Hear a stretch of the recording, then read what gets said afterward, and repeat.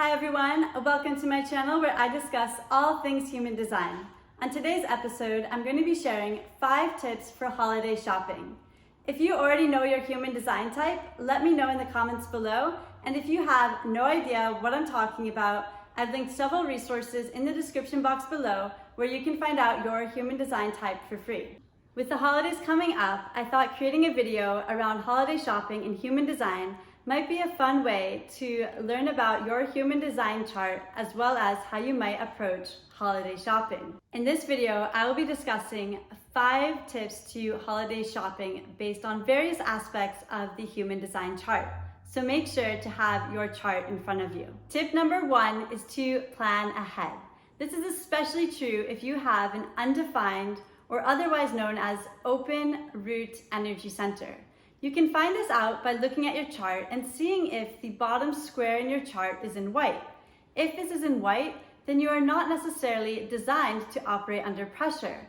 And so by giving yourself enough time for holiday shopping, you can actually relieve yourself of the stress that often comes with last-minute shopping. Tip number 2 is to budget.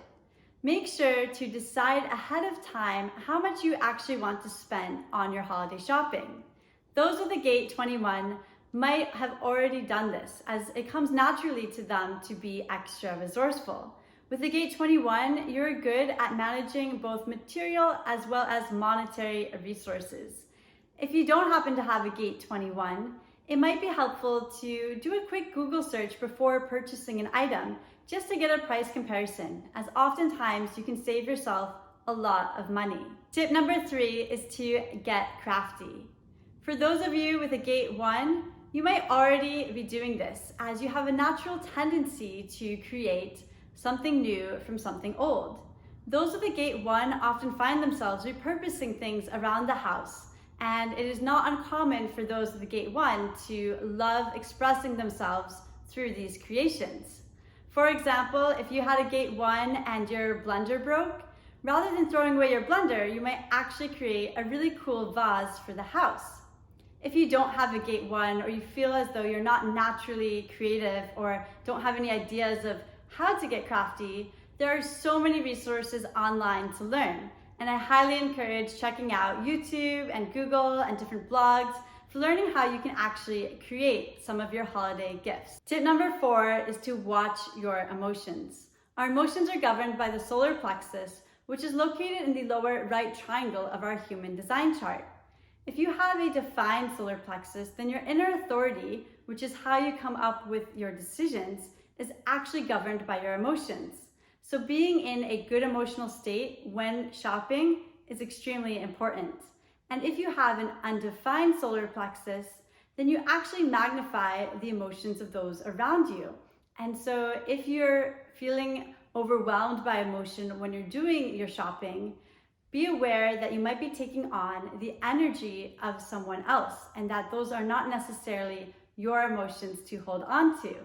What I recommend for everyone is that if you're feeling like you're not in a good emotional place or you're feeling overwhelmed by others' emotions, take a couple of hours or a couple of days before re-engaging in your holiday shopping. Tip number 5 is to pay attention to your environment. As energetic beings, we are constantly being influenced by the environment around us. While there are so many examples to use here, I really wanted to pay attention to 2 specific ones that came up when I thought about holiday shopping. The first one has to do with the spleen. Our spleen is located in the lower left triangle of our human design chart and governs our instincts. If you have an undefined spleen, which would appear in white, then you may be influenced by your environment when it comes to purchasing. For example, if you went into a store with the intention of buying 1 shirt and you left the store with 6 shirts, it's really important to think about if you intended to do that, if you really need those 6 shirts, or were you tapping into the energy or being influenced by the energy in your environment, fearing that there might not be enough shirts, and that's why all of a sudden you bought 6 shirts instead of 1.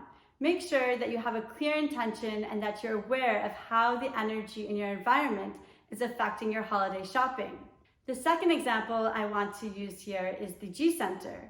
The G center is located in the center of our chart, and when open, sometimes people with an open or undefined G center are susceptible to outside conditioning and forgetting where they are in the moment. And what I mean by this is that if you have an open G center, you often tap into the present moment so much so that you lose track of what you were meant to be doing in the first place.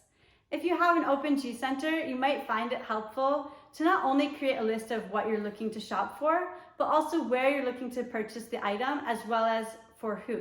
So that when you get into a store, you don't find yourself wondering what you're doing there or ending up buying something for someone else or forgetting something along the way.